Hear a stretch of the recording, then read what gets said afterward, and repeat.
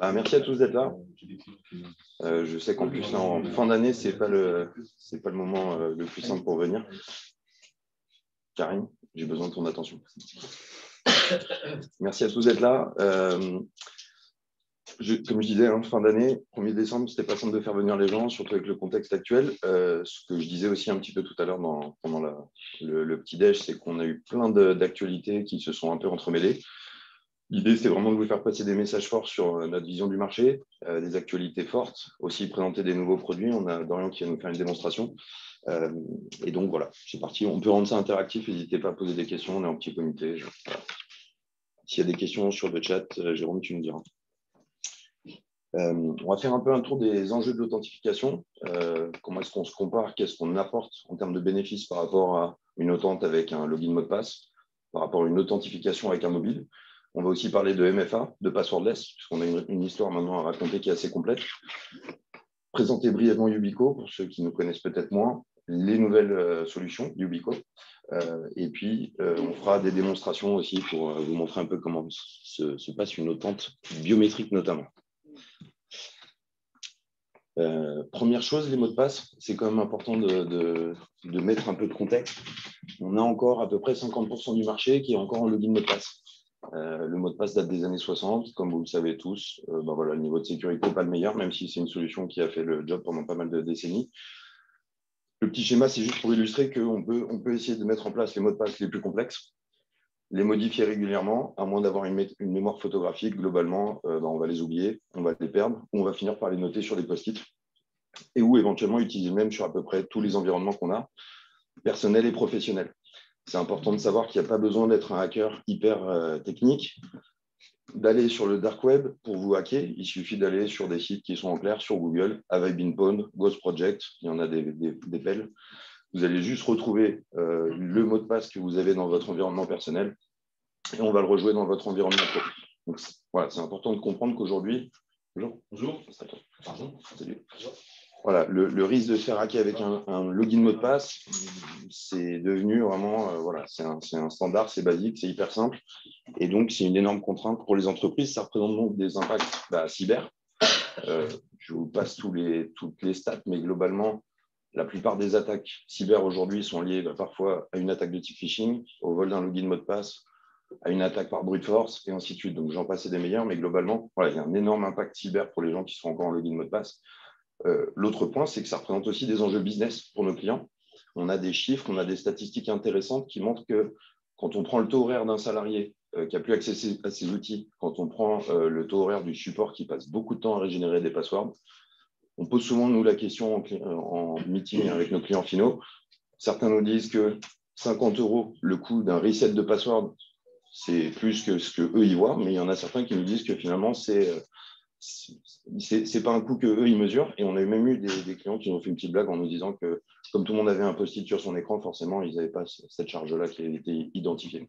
Mais donc voilà, c'est juste un petit peu de contexte sur le login mot de passe. Pour ce qui est du mobile, puisque aujourd'hui la plupart des clients qui sont en train de basculer sur des stratégies MFA vont s'appuyer sur le mobile pro qui est déjà déployé au sein de l'entreprise. Mais il y a un premier enjeu déjà, c'est que la plupart des entreprises ont une énorme population qui n'ont pas de smartphone pro. En France, on ne peut pas contraindre un salarié à utiliser son téléphone personnel pour s'authentifier dans un environnement pro. Donc ça, c'est le premier enjeu. Le deuxième, il est évidemment cyber. On sait qu'aujourd'hui, qu'on vienne de l'OTP, du TOTP, du push d'application, il y a des attaques qui sont connues, le SIM swapping notamment, Evil Engines, qui sont des techniques publiques, de notoriété publique, qui permettent de contourner l'authentification avec un smartphone. Dorian pour rentrer un peu plus dans le détail, s'il y a des questions, n'hésitez pas. Le deuxième point, c'est l'expérience utilisateur. Alors, j'ai un partenaire qui n'est pas venu ce matin malheureusement, mais qui nous a fait un Rex très intéressant, qui n'est pas encore public. Il estime que s'authentifier avec une clé plutôt qu'avec un smartphone, au long cours, sur l'année, ça représente des heures et des heures d'économiser pour les salariés. L'autre point, c'est le support, l'aspect support, la productivité. Une clé, ça ne se désynchronise pas. Au-delà d'être indestructible, et on verra si la clé arrive à être cassée. Une clé, ça ne se désynchronise pas. Une clé, ça fonctionne sans réseau, sans batterie. Donc, on est sur un outil qui est ultra stable et qui va permettre finalement d'avoir un outil qui fonctionne à tout moment. pour votre vision du sujet, nous, on a beaucoup de clients qui ont déployé des stratégies MFA qui s'appuient sur le mobile et qui en reviennent pour des populations de commerciaux qui sont toute la journée au téléphone, pour des VIP. Finalement, ils s'aperçoivent, les clients, que s'appuyer sur une techno qui est ultra stable, en premier facteur d'autante, c'est beaucoup plus productif pour eux, quitte à s'appuyer sur un mobile en backup, c'est-à-dire en cas d'oubli ou de perte de la clé, peut-être que je vais utiliser un authenticateur mobile pour m'authentifier. Ça semble être, comment dire, c'est un joli message marketing. C'est sourcé, c'est Google. Donc Google qui est notre plus gros client dans le monde depuis 2009 et qui nous fait part de ce retour d'expérience. Donc plus aucune attaque de type phishing qui a été réussie depuis 2009. Réduction des coûts de support et des utilisateurs qui se connectent jusqu'à 4 fois plus vite. Donc c'est important d'avoir ce contexte-là. Cette slide-là, si ça te va, je te laisse peut-être la présenter. Par rapport aux attaques les plus courantes qui ont été remontées notamment par le C20, donc on va retrouver à la top place et de loin devant tout le monde de phishing. Donc, que ce soit une attaque en elle-même, c'est-à-dire vraiment du spear phishing pour faire du vol d'identifiant, ou à la suite d'une chaîne d'attaque, quand on va vouloir voler des cookies ou quand on va vouloir, pendant une attaque, se servir de certains identifiants. On va ensuite retrouver l'exploitation de failles logicielles, l'arnaque au président, qui est une attaque qui a très très bien fonctionné il y a une dizaine d'années, mais qui fonctionne encore très bien. Les tentatives de brute force et les acquisitions de domaines et les attaques par déni de service. Donc, dans tout ça, et sur notamment le phishing et les tentatives de brute force, les YubiKey ont un taux de compromission de 0%. D'où vient cette stat? En fait, le 0% vient du fait qu'on a eu, et Fabrice se disait, Google est notre plus gros client, donc il a la gentillesse de nous faire des recs sur leurs expériences, et depuis qu'ils ont les clés, tous les comptes qui utilisent les clés, il n'y en a absolument aucun qui ont été compromis. Donc voilà d'où vient le chiffre 0%, et donc ça vient du fait qu'ils utilisent le passwordless, donc les derniers protocoles FIDO qui sont pour le moment infichables. Il n'y a absolument aucune vulnérabilité depuis que les protocoles sont sortis, c'est-à-dire depuis 2014. Et le second facteur de sécurité, c'est que la YubiKey stocke ses secrets en interne sur une puce sécurisée, donc qui est en termes de certification de sécurité électronique EL6+, critères communs, et on vous dira aussi un petit peu plus tard dans la présentation qu'on a eu également le tampon de la CSPN qui prouve donc la fiabilité des YubiKey sur les marchés et donc notre aptitude à répondre aux OIV et aux OSE en France. Une question sur les 10%. Oui. Comment on arrive à contourner cette situation de la l'OTP? Pour le push, en fait, c'est pas une faille dans le protocole en lui-même. En fait, comment est-ce qu'on va faire? C'est que, pour le coup, il me faudra un schéma pour vous l'expliquer, mais je vais essayer de faire ça avec des mots.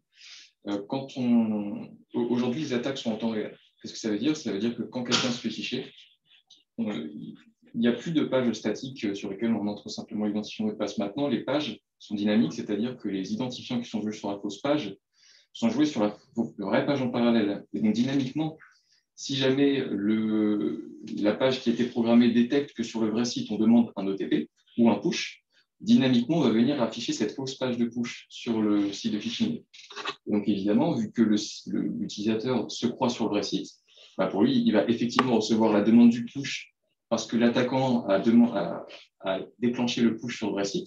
Du coup, il va venir valider le push. Donc là, c'est simplement en fait une faille humaine dans le process parce que il se croit sur le vrai site, donc pour lui, c'est naturel qu'il reçoive un push parce que les identifiants sont justement joués en temps réel. Donc en fait, dans les multitudes de protocoles qu'on a, le push n'est pas forcément vulnérable fonctionnellement parlant, mais humainement parlant, il est très vulnérable, et notamment à travers le phishing.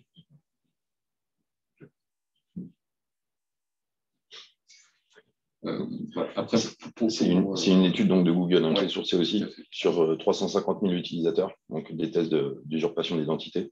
Donc voilà ce qui remonte, finalement, c'est un numéro de téléphone, c'est insuffisant, le SMS non plus, et qu'avec les clés de sécurité, qu'il y ait eu 0% de compromission. Exactement. Donc les emails secondaires, on a les failles qu'on connaît. Et les SMS et les téléphones qui sont certainement le pire facteur qui soit. D'ailleurs, à savoir, information importante si vous travaillez avec des entreprises qui sont concernées par ça, la Commission européenne a déclaré depuis septembre 2019 que les SMS et les numéros de téléphone pour valider un identifiant étaient déclarés comme pas du fait de la négligence de l'utilisateur. En fait, la négligence, c'est un droit juridique, c'est un terme juridique qui dit que, par exemple, si jamais on se fait hacker en ayant fait un FIDO2 sur son compte Boursorama, on considère que c'est de la négligence de l'utilisateur. Et aujourd'hui, on considère que si vous vous faites hacker et que vous avez une confirmation, par exemple 3D Secure pour une transaction à travers un SMS, on considère que si vous vous faites hacker, ce n'est plus à cause de votre négligence. Donc, c'est ce qu'ils disent aujourd'hui. Donc, grosso modo, ça veut dire que le facteur n'est plus fiable et que la Commission européenne ne le reconnaît plus comme fiable. Et c'est la raison pour laquelle, alors notamment pour le secteur bancaire, et heureusement pour nous, même s'ils sont pris un petit peu tard, on a de moins en moins le SMS pour valider les 3D Secure et de plus en plus du push. Et parfois aussi du FIDO2 de plus en plus, comme Boursorama, qui supporte maintenant FIDO2. qui s'y est mis, la Caisse d'épargne aussi commence à s'y mettre. Un BPCE. C'est effectivement une directive européenne qui devait être appliquée, mais je crois qu'il l'avait repoussé. Je ne sais pas si ça. Ça, c'est des PSD2. Oui, c'est ça. Ça a été retardé. Par contre, nous, on sait qu'au niveau de l'Europe, notamment parce qu'on a des gens qui font du lobbying auprès de l'Europe, les protocoles eIDAS prochainement ne considéreront plus comme suffisamment sécurisé un OTP ou l'utilisation d'un smartphone. Donc, au profit du fonctionnement avec des protocoles comme FIDO. Et on a, nous, déjà des sujets eIDAS en Europe, pour info, c'est vrai qu'on n'en parle pas souvent, mais la YubiKey est utilisée dans les îles Féroé pour la reconnaissance des citoyens sur des portails gouvernementaux. Donc, il faut imaginer que, finalement, en France, on pourrait imaginer un fonctionnement sur servicepublic.fr ou sur, je sais pas, sur des sites publics, de se connecter justement avec une clé de sécurité Yubico. On y travaille, ça va prendre un peu de temps. Ça va arriver. Mais voilà, donc ça c'est important pour ça. Il y a d'autres questions peut-être sur cette partie? Non. Okay. Super, merci Brian. Qu'est-ce que le passwordless? C'est peut-être important de finalement démystifier le concept. Alors, pour être très clair, si on écoute Microsoft, le passwordless, c'est un client qui est sur Azure AD, qui est complètement dans le cloud. Ce n'est pas forcément pour nous la réalité du marché en Europe. On sait qu'on a beaucoup de clients sur des environnements legacy, des OIV, des OSE, des comptes publics, des gens qui sont encore sur des AD on-prem. Ce qui est intéressant, et vous le verrez, c'est que la clé va nous permettre de basculer vers des fonctionnements passwordless, peu importe l'environnement du client. Et j'y reviendrai. Finalement, le passwordless, qu'est-ce que c'est? C'est la fin d'un secret complexe qu'on doit modifier très régulièrement. On fait souvent l'analogie avec une carte bleue, puisque finalement, ça nous projette tous dans notre environnement personnel. La YubiKey, il faut vraiment la voir comme une carte bleue. C'est un élément physique que vous allez pouvoir associer soit un code PIN statique, soit un mot de passe statique. L'IT n'a plus la contrainte de devoir modifier en permanence ce mot de passe ou ce code PIN. Finalement, la sécurité de l'accès, elle est portée par la YubiKey. Comme disait Dorian, avec des protocoles hyper sécurisés, des éléments sécurisés. L'autre point, c'est que donc le passwordless, ça va s'appuyer sur finalement la combinaison de deux facteurs. Ce que je sais éventuellement, donc un secret. Ce que j'ai, donc ma clé. Éventuellement, ce que je suis pour nos nouvelles clés biométriques, donc mon empreinte digitale associée à ma clé. Donc ça, c'est une combinaison que vous allez pouvoir mettre en place selon les cas d'usage que vous avez chez vos clients. Pour revenir peut-être juste rapidement sur donc, pourquoi est-ce que la YubiKey peut vous emmener tout de suite sur un fonctionnement passwordless, c'est que le passwordless, on peut déjà le faire fonctionner avec de la smart card.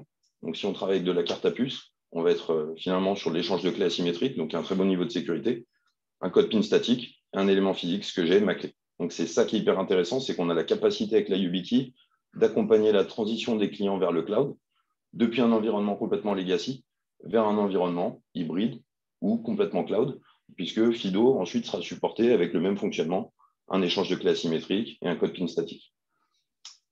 Peut-être, voilà, on aurait pu en parler, mais peut-être juste pour rappel, FIDO, donc c'est finalement le même niveau de sécurité qu'un échange de clés asymétriques avec de la smart card, mais on rajoute une couche de vérification du contexte anti-phishing. Peut-être que tu peux préciser. Et on retire surtout la couche de gestion PKI, puisque les clés asymétriques ne sont plus gérées par justement un service de certificat, mais par le tenant en lui-même, et en l'occurrence, par exemple, Azure, qui le fera pour vous. Donc, il y a moins de mise en place en termes d'infrastructure. Également. Il y a peut-être un truc intéressant à rajouter, c'est que FIDO2 est une appliance qui vise à être utilisée uniquement en mode online. contrairement au smart card certificat. Oui. Absolument, c'est plus orienté ça. Après, il y a quand même de plus en plus, effectivement, d'ailleurs, le tout début de FIDO2, c'était seulement à travers, c'était un protocole de navigateur à la base, donc oui, ça ne savait faire qu'à travers ça. Et petit à petit, ils ont porté ce protocole sur déjà des applications lourdes. Je pense qu'aujourd'hui, vous pouvez vous connecter à votre Outlook au 365 avec l'application lourde en FIDO2, oui, par exemple. Donc, ils ont déjà, pour la plupart, porté ça. Et on est aussi en train de voir apparaître FIDO2 sur des environnements un peu plus on-premise. Alors, pas nativement chez Microsoft, mais il y a des outils tierces qui permettent déjà de savoir faire du FIDO2 sans être forcément en mode online. Effectivement, l'origine, ça se passait uniquement sur navigateur, effectivement. L'autre point, peut-être juste pour finir sur FIDO, hein, c'est qu'on a ce qu'on appelle la vérification du contexte anti-phishing, c'est que si demain vous associez une clé à un compte Microsoft 365 ou autre, si vous arrivez demain sur un portail de phishing hyper bien fait, donc on a l'impression d'être sur la page de connexion d'Outlook, si l'URL n'est pas exactement la même que celle qui a été enregistrée au départ sur l'association des clés asymétriques, la connexion ne sera jamais. Donc on se prémunit aussi de la défaillance ou du manque de vigilance de l'utilisateur. C'est pour ça que voilà, Google, Microsoft, mais aussi d'autres éditeurs s'appuient sur FIDO pour apporter le meilleur niveau de sécurité. OK. Grosse update, et c'est aussi une des raisons pour lesquelles on voulait vous réunir. Alors, est-ce que c'est bizarre, j'arrive pas à mettre plein écran. Bon, c'est pas grave. Salesforce est en train de rendre obligatoire le MFA à partir du 1er février 2022. Donc, ça peut sembler comme ça une information un peu anecdotique. C'est un énorme sujet chez beaucoup de nos clients qui viennent de se réveiller, même si l'information était publique depuis quasiment 10 mois. Beaucoup de nos clients, toute taille d'entreprise confondue, hein, sont en train de s'apercevoir qu'ils ont cette obligation au 1er février, qu'ils utilisent Salesforce, et que soit ils sont déjà en train de fonctionner pour certaines personnes, enfin une partie de la population, avec une application mobile. Ça peut être le Salesforce Authenticator, ça peut être le Google Authenticator, le MS Authenticator, éventuellement avec du SSO. Donc voilà, je suis déjà logué dans ma session de travail, je suis enrôlé de façon sécurisée dans mon environnement Salesforce. Et pour le reste des populations qui n'ont ni smartphone ni cette stratégie SSO, finalement, ils n'ont absolument pas de solution. Yubico est déjà préconisé par Salesforce. Salesforce utilise Yubico. Et donc, Salesforce préconise ces 4 schémas pour finalement s'authentifier à partir du 1er février, dont la YubiKey, qui peut être une option pour adresser ce sujet de MFA pour des personnes qui n'ont pas de mobile. Ça peut être aussi une solution pour ajouter un peu plus de sécurité et de stabilité à l'authentique sur finalement l'accès à l'outil Salesforce. Donc ça, c'est un énorme sujet. On invite tous nos partenaires à communiquer auprès de leurs clients. Est-ce que vous avez du Salesforce? Oui, non. Est-ce que vous êtes au courant de cet impératif? Peut-être que vous pouvez accompagner les clients dans cette transition, accompagner le client sur des phases de test. Salesforce publie des énormes guides d'enrôlement qui sont hyper bien faits. Donc, il y a juste, n'hésitez pas à nous solliciter, on vous enverra toute la doc. Mais en gros, la transition est en train d'arriver très, très vite. Il n'y aurait pas peut-être un emailing, un truc tout fait pour se pousser au client? On peut te donner de la matière. J'ai pas mal de choses déjà. J'ai fait des posts LinkedIn, j'ai essayé de pousser l'information au maximum, mais n'hésitez pas à me solliciter. OK? Donc ça, c'est vraiment un enjeu énorme qui est vraiment d'actualité. L'autre point, évidemment, c'est le passwordless. On en a parlé là, tout de suite. Le Gartner estime que la moitié du marché, grosse maille, je ne rentre pas dans le détail, mais la moitié du marché est en train de basculer vers le passwordless, pour les raisons qu'on a évoquées, le manque de sécurité du login mot de passe, la complexité de la gestion d'une authentique avec un mobile, des populations BIOD, mais aussi surtout, finalement, la recherche d'une expérience utilisateur des plus simples. L'IT, les services IT sont saturés de demandes de reset de password et même de désynchronisation, de reset des accès, même pour des gens qui fonctionnent avec du smartphone. Donc, ça représente finalement un coût, une charge, et puis finalement un travail qui n'est pas du tout intéressant pour l'IT, qui pourrait se concentrer sur des tâches plus intéressantes. Salesforce, on vient de l'évoquer. Le BIOD, évidemment, c'est un énorme sujet pour Yubico. Beaucoup de clients dans leur migration vers 365, vers le cloud, vers finalement une stratégie MFA, s'aperçoivent que on a beaucoup d'utilisateurs qui n'ont pas de mobile. Entre l'acquisition d'un mobile, d'un abonnement et celui de la mise en place d'une clé, je vous laisse imaginer que même financièrement, ça n'a absolument pas de sens de fournir des mobiles à tout le monde. L'autre point qui fait énormément de buzz, comme le disait Dorian tout à l'heure, c'est la CSPM. Donc, on attend depuis 2 ans d'avoir cette certification qui va nous permettre de poursuivre notre expansion sur des comptes publics, des OIV, des OSE, des entreprises stratégiques. On était déjà présent chez un certain nombre d'entre eux, que je ne vais pas citer puisqu'on a enregistré malheureusement. Mais en tout cas, voilà, on avait déjà donc, l'assertif EL6+, critères communs qui nous permettait d'avoir un pied dans des comptes ultra stratégiques, des très grosses industries, des entités très proches du sommet de l'État. Maintenant, on a cette visibilité qui va nous permettre de continuer notre expansion sur ce marché. L'autre point qui est un enjeu business finalement, on se pose souvent la question de OK, le client a un projet MFA, il a du BIOD, il a du Salesforce. Voilà, si j'étais un commercial, finalement, c'est peut-être les premières questions que je poserais, mais en fait, il y en a d'autres qu'on n'envisage pas toujours. On n'est qu'une partie de la réponse, mais on est une brique qui va peut-être accompagner, permettre aux clients de partir vers une stratégie zéro trust, peut-être pour les plus grands comptes, parce que le zéro trust, ça reste un mythe. Pour la TPE, PME, évidemment, c'est juste un concept. Des clients qui sont en train de se certifier, ISO 27001, RGPD. Donc, on peut être une partie de la réponse, entourée de beaucoup de process pour permettre aux clients de mettre en place la bonne stratégie en vue de ces certifications. L'autre point, il est business, et c'est majeur, l'assurance cyber. L'assurance cyber, depuis peu, augmente le prix finalement de l'assurance si vous n'avez pas mis en place une stratégie MFA. Donc ça paraît anodin, mais c'est aussi un axe finalement pour permettre à vos clients d'économiser de l'argent, d'augmenter leur niveau de sécurité en leur apportant en plus une solution qui va fédérer les utilisateurs parce qu'avec une meilleure UX. Donc voilà, c'est plein de leviers pour créer de l'intérêt chez vos clients. OK. Il y a des questions ou pas? Non, n'hésitez pas. Yubico, brièvement pour ceux qui nous connaissent peut-être moins, même si on a beaucoup de gens qu'on connaît depuis longtemps ici. Donc Yubico, ce qui est important, c'est de rappeler qu'on est suédois. On est une société européenne. Toutes nos clés sont produites à Stockholm. On est dans beaucoup de pays maintenant, répartis un peu partout dans le monde. On a juste eu la chance, comme je le disais tout à l'heure, d'être présent chez Google depuis 2009. Depuis, avec Microsoft aussi, de devenir à la fois fournisseur de solutions d'autante, mais aussi partenaire. Salesforce aussi, j'en passais des meilleurs. Donc aujourd'hui, on a beaucoup de clients qui appuient toute leur stratégie d'autant de force sur nos solutions. Et ça nous a permis d'être visibles parmi les géants de la tech et donc d'influencer l'évolution des protocoles d'autant de force. Quand on parle de FIDO2, de FIDO-U2F, la toute petite pépite Yubico qui fait à peine 300 salariés dans le monde a co-rédigé les protocoles FIDO2, FIDO-U2F aux côtés de Microsoft et Google. Donc ça, c'est important. FIDO2, donc comme le disait Dorian, c'est en pleine expansion dans les applications lourdes, sur les smartphones, sur la plupart des technologies du marché.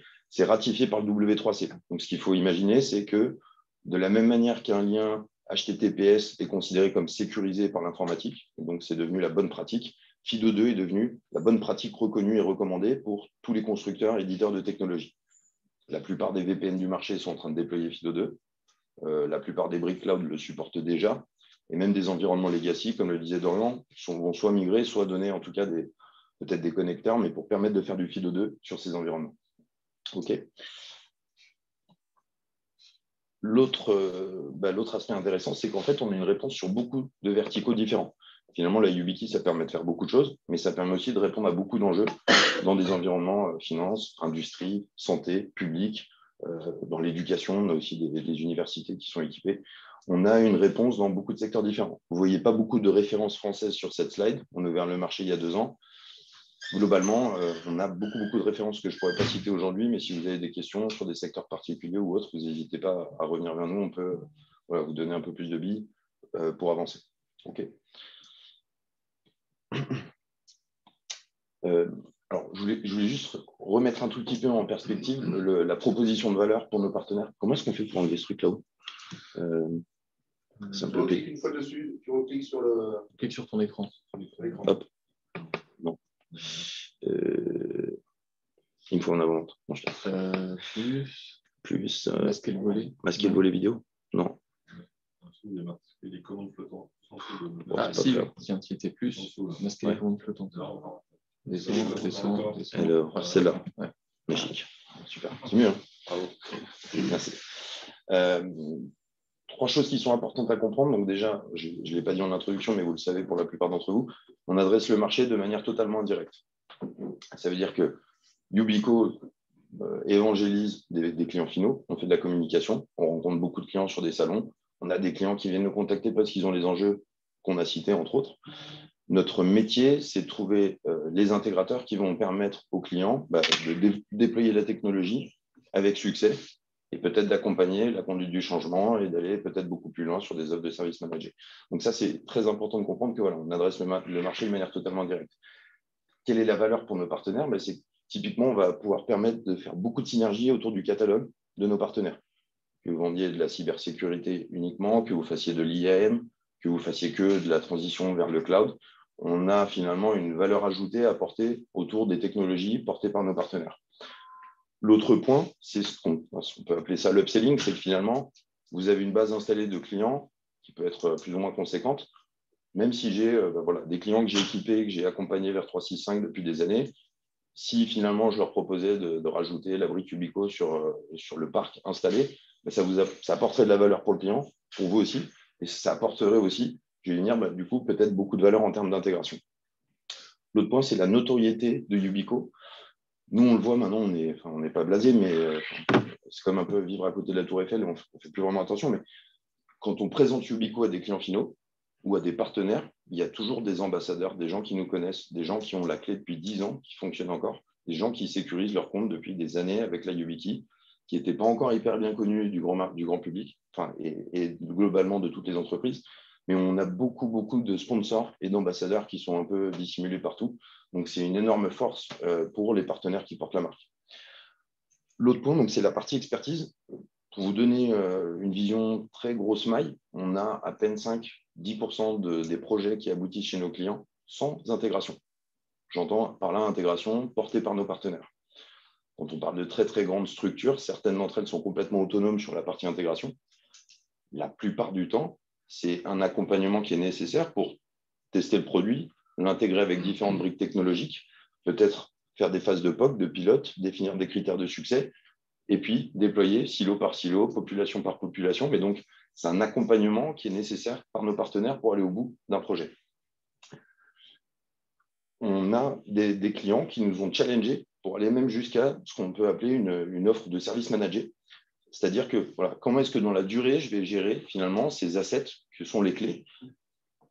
Parce que Yubico, notre philosophie, c'est d'être vraiment interopérable. On n'ajoute pas de couche software. Il n'y a pas de logiciel qui embarque la YubiKey. Et donc, finalement, ça peut amener tout un tas soit de contraintes, soit d'opportunités pour vous, mais en tout cas, d'apporter de la valeur autour de la solution pour mener à bien des projets chez nos clients. Je précise que, j'avais oublié de le dire, mais c'est une évidence pour nous, mais on n'a absolument pas de Customer Success. On n'a pas d'accompagnement à l'intégration. On n'a pas de PS chez Yubico. C'est quand même fort comme message, c'est bien de comprendre que si demain un client nous demande de l'avant-vente, on est capable de répondre en best effort. On ne connaît pas toutes les technologies du marché, même si Dorian est une machine de guerre, il n'a pas tous les tenants à disposition pour tester du VMware, du Citrix, tous les VPN du marché, etc. L'autre point, c'est que derrière, s'il faut accompagner le client sur l'intégration, de la conduite du changement, des livrables pour le support, pour les utilisateurs, c'est quelque chose que nous, on ne fait pas. On n'a pas du tout les ressources pour le faire et notre stratégie, c'est vraiment de s'appuyer sur des intégrateurs qui sont capables de le faire. Donc voilà, il y a une grosse valeur pour nos partenaires. S'il y a des questions là-dessus, n'hésitez pas. Vous pouvez accompagner vos partenaires dans l'avant-vente, on va dire. Oui.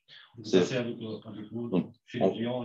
C'est ça. Alors, en premier, de toute façon, en première phase, on a souvent une phase d'un peu d'avant-vente. Donc, soit nos partenaires sont autonomes parce qu'ils connaissent les sujets, ils les maîtrisent, soit ils nous sollicitent. Tiens, est-ce que vous savez comment on s'attaque sur tel ou tel environnement? On va essayer de chercher de la doc. Peut-être qu'on a de l'info. Peut-être qu'on connaît les partenaires technologiques et on va réussir à vous faire gagner du temps pour avoir des guides d'implémentation ou de la doc.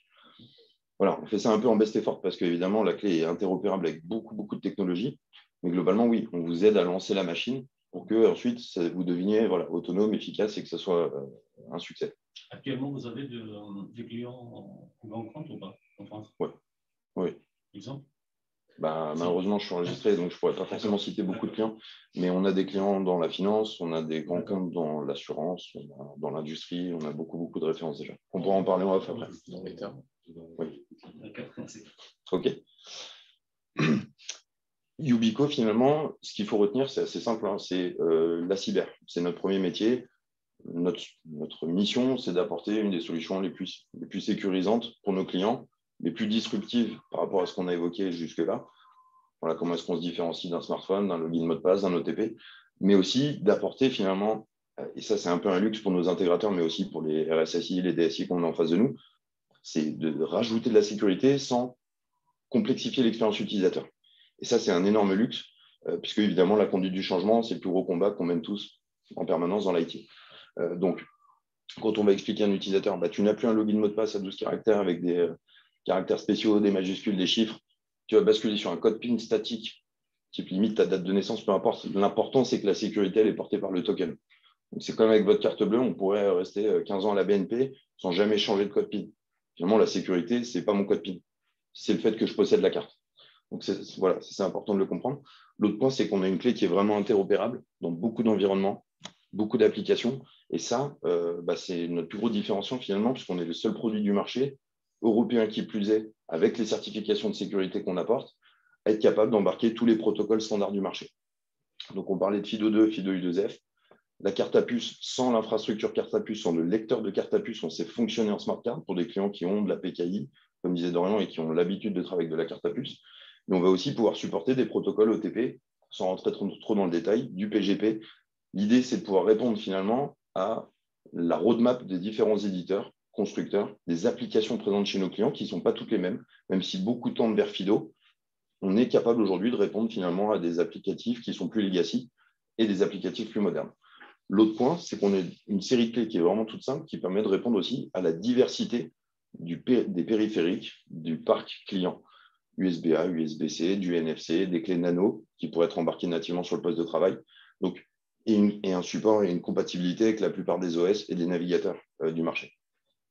Donc ça, c'est intéressant aussi. Voilà, on a un client devant nous, j'ai un use case, j'ai des utilisateurs sur Linux, sur Mac, sur Windows. J'ai des gens qui fonctionnent qu'avec des tablettes parce que, je ne sais pas, on peut se partager dans du retail. On est capable de répondre en fait aux enjeux des clients dans leurs environnements spécifiques. OK ? Une question là-dessus ou pas ? Non ? La YubiKey Bio. Je ne sais pas si tu veux en parler, Dorian, mais je sais qu'on a pris une petite démo après. Je crois que la slide après, c'est pour toi. En 2 mots, la YubiKey Bio était très attendue par le marché. Elle était annoncée il y a plus de 2 ans par Microsoft à l'Ignite. Donc, ils ont fait beaucoup de buzz avec finalement un prototype qu'on avait réussi à faire. Elle vient de sortir. Elle ne fait que du FIDO2, du FIDO-U2F. Elle ne fait pas de NFC. Qu'est-ce que ça veut dire ? Ça veut dire que vous avez des use cases 365, vous avez des use cases sur un IAM Okta, vous avez des use cases sur un applicatif qui supporte FIDO2. Génial, ça marche. On fait du passwordless sans code PIN. C'est magique. On peut embarquer jusqu'à 5 empreintes. L'expérience utilisateur est la meilleure. Pour certains métiers, retail, industrie, santé, on peut imaginer que quand on est sur un service de réanimation, même la gestion d'un code PIN, quand on a quelqu'un qui est en train de mourir juste derrière, évidemment, c'est complexe. Donc, voilà, il y a des métiers, il y a des clients pour lesquels l'empreinte, c'était un déclencheur de déploiement. Il y a des activités pour lesquelles, finalement, la biométrie, ça va être la seule réponse qui était recevable pour les clients. Donc, ça, c'est important. Évidemment, il y a toujours de l'anti-brute force, comme avec FIDO2 en smart card ou avec du code PIN. Si je saisis plusieurs fois une mauvaise empreinte, ça bascule sur un code PIN. On ne peut pas brute forcer la clé. OK ? Je crois que celle-là, elle est pour toi. Ouais. Par rapport à la demande de Jérôme, je vais un petit peu orienter le micro.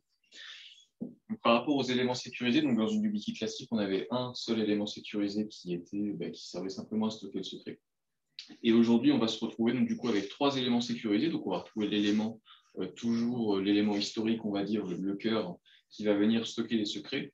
Et pour déclencher ces autorisations, déverrouiller le conteneur, de la même manière qu'on avait ce code PIN pour venir le déverrouiller, code PIN qui est toujours stocké dans le cœur, dans l'élément cœur de la security, de la YubiKey, pardon. On va avoir ces éléments sécurisés, donc ce sont des éléments qui vont venir gérer ces systèmes d'empreintes, tout simplement. Donc ici, on va venir retrouver la puce qui va gérer les stockages de ces empreintes et l'image processing qui est vraiment le traitement de l'empreinte en elle-même. Donc on a vraiment ces éléments qui sont sécurisés, qui sont isolés entre eux. Donc en tout, on a 3 puces chips sécurisés sur la clé, si jamais vous aviez la demande. Et je rajouterais par rapport à ce qu'avait dit Fabrice qu'effectivement, donc maintenant on sait faire de FIDO, que ce soit FIDO2 ou FIDO-U2F, avec de l'empreinte, et j'ajouterais qu'avec FIDO-U2F, on va même passer en triple facteur. Pourquoi ? Parce qu'on va devoir rentrer son login et son mot de passe. on va devoir appuyer sur la clé, mais contrairement à la YubiKey classique où on appuyait sur la clé, c'était simplement un capteur de présence. Ici, on va devoir renseigner l'empreinte. C'est plus un capteur de présence. Donc, on va se retrouver avec ce que je connais, le mot de passe, le login, ce que j'ai, la clé, et ce que je suis, l'empreinte. Donc, juste voilà, c'était une précision par rapport au FIDO-UEF. On passe sur un triple facteur. Et en FIDO2, on passe de ce que j'ai et ce que je connais à ce que j'ai et ce que je suis. Et donc, évidemment, effectivement, par rapport au... Déjà, on a grandement simplifié l'expérience en passant du login à un code PIN qu'on retient potentiellement pendant 10 ans. On n'avait pas encore de recul sur la durée de vie de la clé. Et donc là, on va encore plus loin en demandant plus rien à l'utilisateur.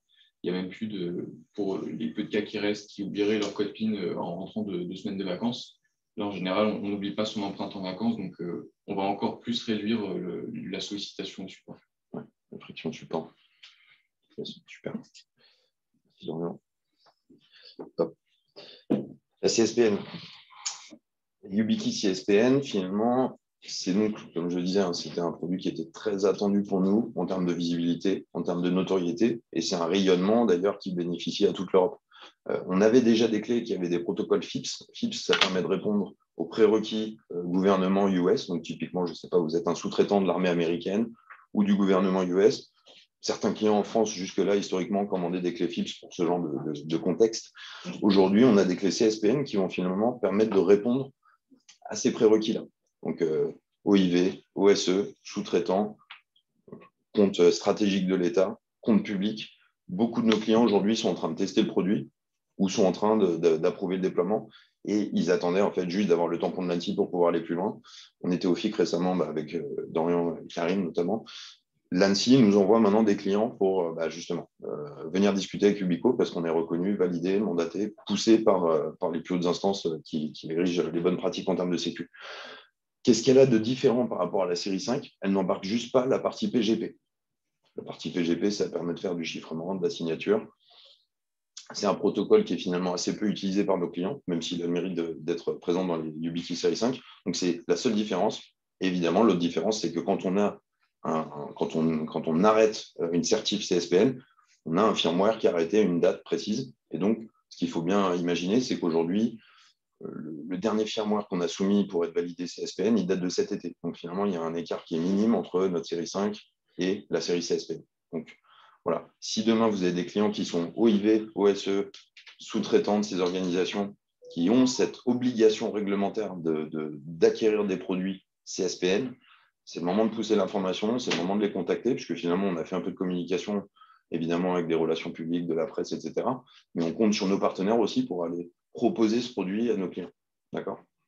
Donc, c'est important. Voilà. N'hésitez pas à revenir vers nous pour nous dire, voilà, j'ai un ou deux comptes qui sont stratégiques. Est-ce qu'ils sont déjà déclarés chez nous ? Oui, non. Est-ce qu'on peut vous accompagner pour aller présenter la solution ? Parce qu'on a un boulevard devant nous. Ils l'attendaient. Et clairement, on n'est que 4 en France. Donc, je vous laisse imaginer que même avec des journées de 12 heures, on ne fera jamais le tour du marché tout seul.